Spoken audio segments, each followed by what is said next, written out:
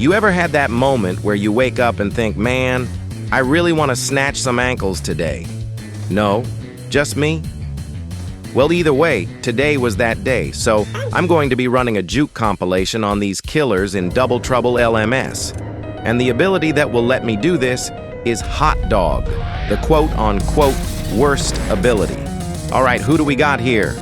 A Pursuer and Harkin, not bad, but not great.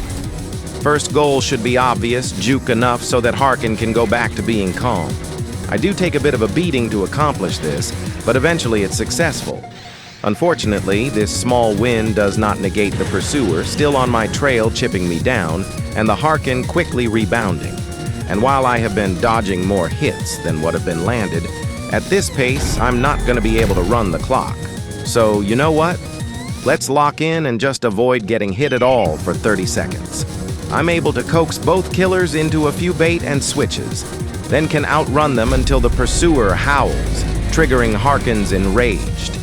Even with that, though, I can barely avoid this cleave, then while eating a hot dog, avoid all the M1s swung at me, winning the Double Trouble LMS. Well, this was pretty clutch, but if I'm gonna be making a Double Trouble short, why not include 2 LMS wins as well? That's right, same killers, even the same abilities. Let's break some more ankles. So their game plan here is to sandwich me right off the bat, but like last LMS, I know if I can stall until Harkin goes calm, I can escape. This works wonders, as I avoid all damage from Pursuer before escaping with bonus pad. Now in the tunnel here, they're going to attempt to sandwich me again, but I'm more than fine with 1 versus 1ing the Pursuer.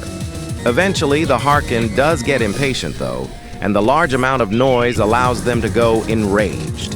Now in a complete opposite showing of the last round, the last 30 seconds are going to be by far the most dangerous, albeit important part of the LMS.